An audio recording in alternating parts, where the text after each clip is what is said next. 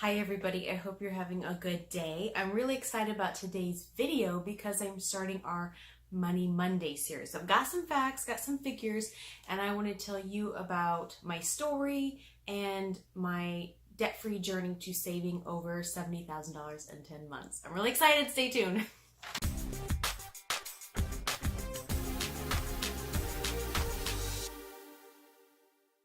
So I just want to thank everyone for clicking on this video, and if this is a topic that you enjoyed, or you enjoyed this video, or you want to see more videos about the information that I share in this video in more depth, please give it a thumbs up, and if you're not subscribed already, please do. We'd love to have you in part of our community.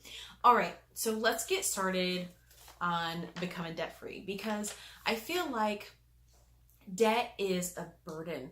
I mean, for me, it was stressful to every month, I've got to make this payment to this bank. And if they don't, they're going to ruin my life. They're going to take away my house. They're going to take away my car. I'm not going to be able to pay groceries. And it's just a burden to have debt. And beyond debt is a kind of freedom, not with just your money, but with your time. And I mentioned in a previous video that becoming debt-free laid the foundation for me to work at home. And nothing that I did was special. And everything I did, you can do. So I want to go over where I was at, how I became debt-free, and 3 big keys to have a successful and quick debt-free process, and the 3 of my mistakes that if I could do the process over again, what I would do differently and would probably even shorten my debt-free process. One reason why I became debt-free is that I had been wanting to leave my job for about a year or 2 actually, but some of the things that came up was that you can't do it financially. I was in a job, it was well paying, it wasn't anything magical, it wasn't 6 figures or anything like that. It was very secure, but it was an amazing job that I did great things in, but also really held me back. And I was asked kind of very pointedly to choose between my career and my family. And I let them know that I was, going to start this kind of process of leaving, and I was kind of like had one foot out the door. And so it is what it is. And so I remember very specifically going to my friend Sherry that she said, calm down, we got this. Let me give you the material and the education that you needed. So once I got really motivated, I got really educated. And the interesting thing is the more I got educated, the more I got pumped up, the more confidence I had. And I started to really dream about what I could do debt-free, and that really spurred on my motivation. So Sherry introduced me to Dave Ramsey, and I went through the baby steps.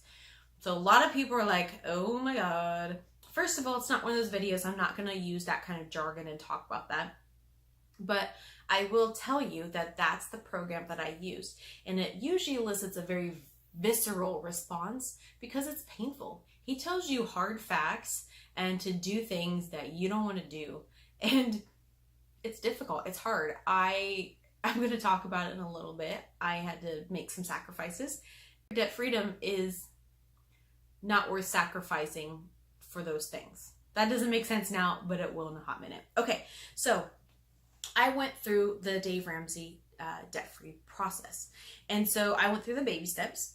And I just want to tell you, to wrap up, all-encompassing, 3 key facts, 3 key things to do to have a successful and quick debt-free process.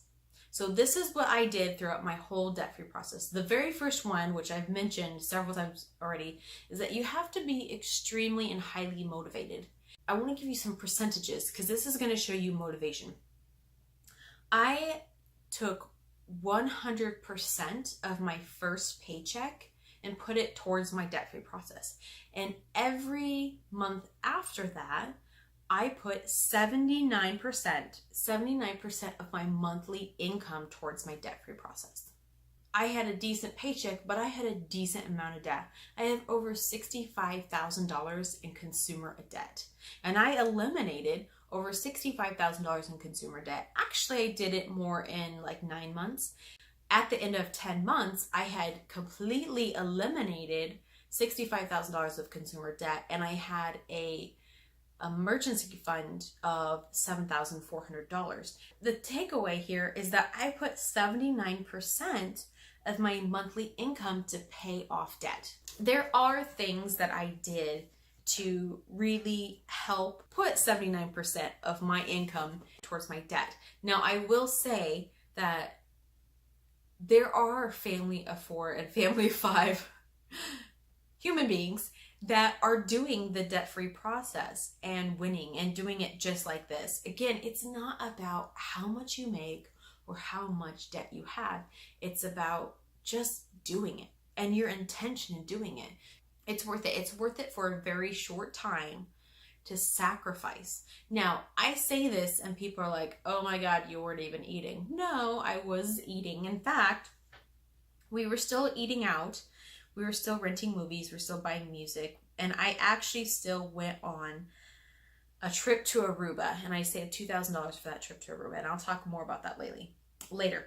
So, okay. So 3 keys to a quick and successful debt-free process. The first one is being highly, highly motivated. You have to be highly motivated, especially if you want to do it quick.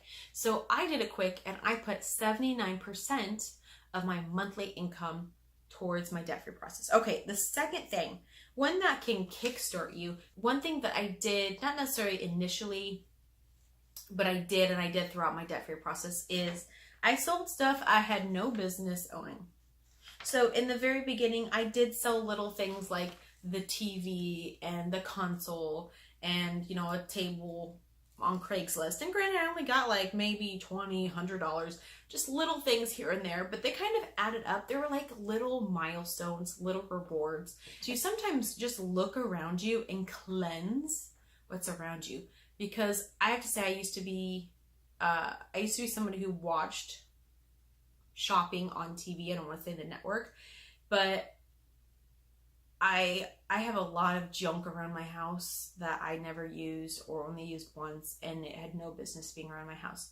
Now, I will say all these little tiny things led up to a very big thing, which at the very end of my debt-free process, I sold my vehicle. So I sold my vehicle and bought a new one. So, and I'll talk about that in a little bit.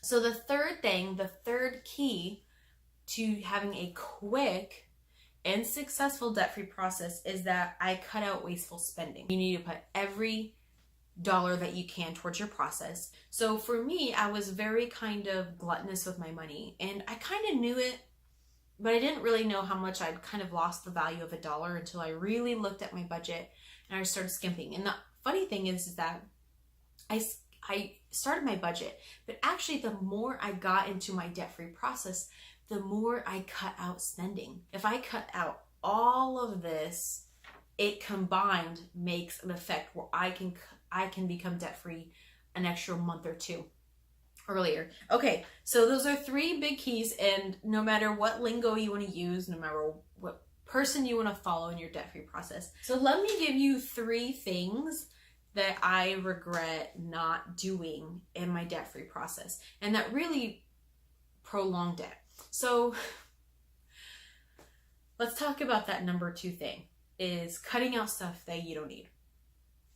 When I was 28, I bought a house that I had no business buying, and I bought a vehicle that I had no business buying. In the very beginning, my debt-free process was going to take about 20 months.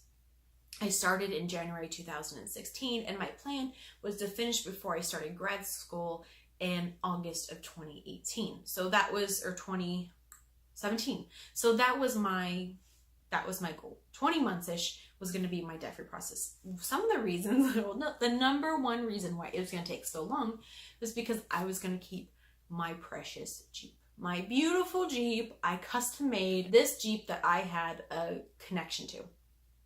What I realized around August of 2016 was that my Jeep was hemorrhaging. It was decreasing in value. At the 3-year mark, it was about to start needing some maintenance, and it wasn't going to be cheap.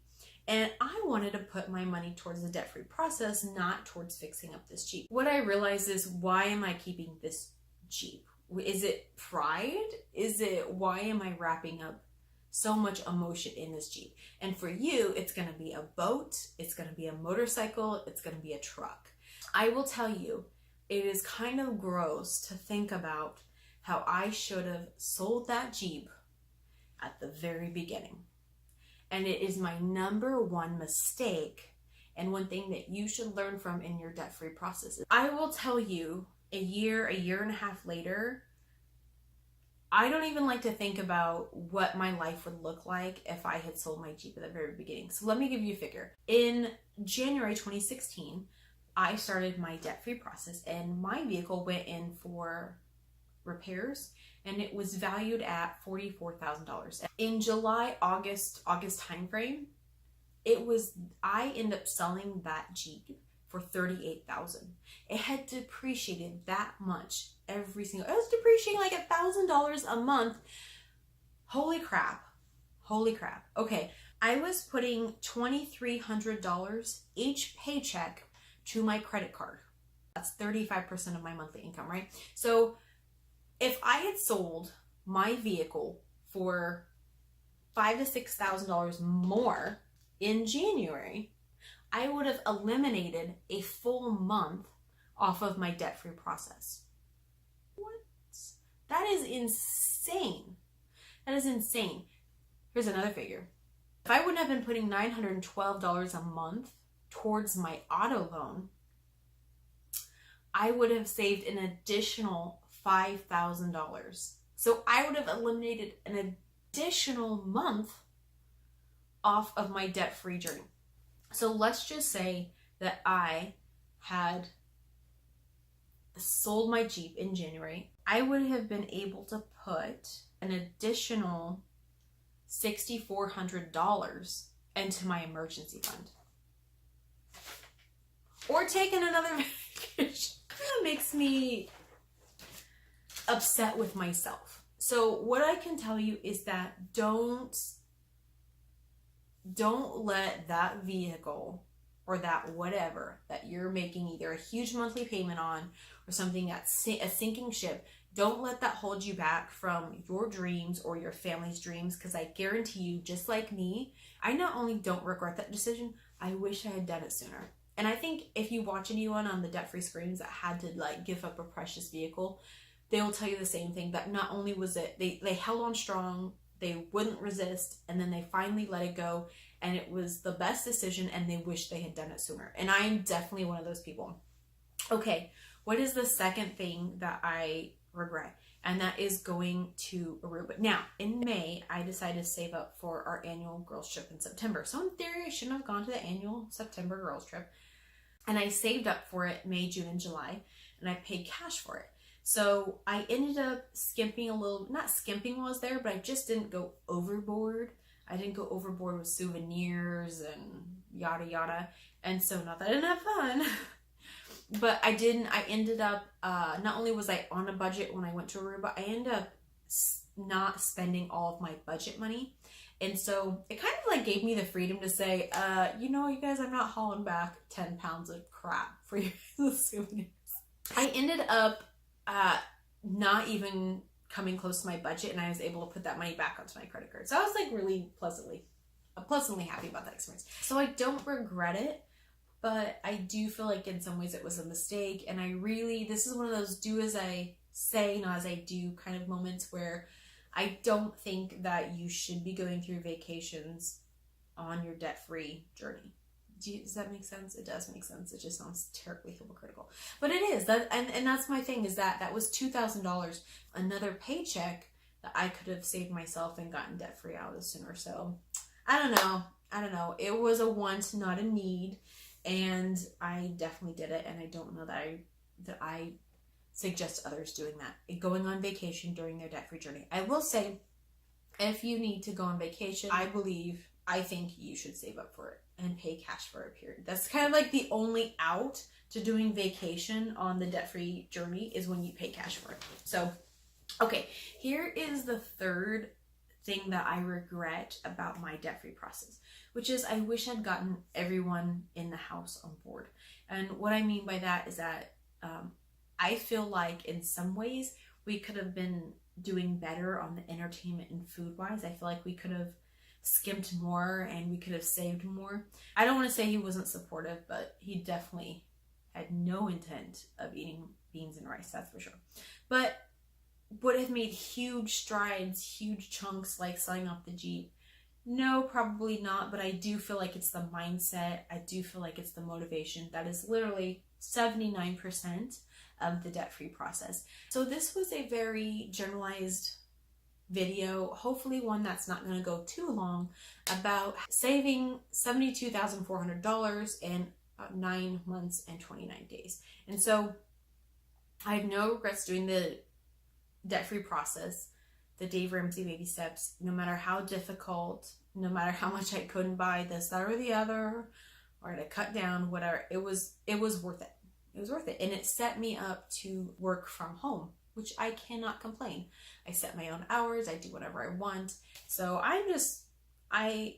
it was one of the best things, and it was by far the most financially savvy thing that I've ever done in my entire life. So what I want to do is just encourage any of you. What I did was not magical, and I wasn't perfect during the process, but it wasn't magical. It was just some hard work, and it's definitely doable. I'm just rambling. Let's finish this. I appreciate you guys. Thumbs up if you like it and you like this content. Subscribe below if you want to see more of this. Every Monday for the next couple months, we're going to be very specifically talking just about money. One way that you can improve you and your family's life through financial freedom. So I'm really excited about this series, and I will be diving more into what exactly I did to cut the fat out of my house and out of my budget. So more to come. I will see you guys this Wednesday for another Young Living Essential Oils video on how you can change your family, but on a different note, right? The toxic clean-free living. It all kind of comes together though. Okay, I love you guys. Have a happy Monday, or whatever day you're watching this. Have a happy and healthy day. Bye.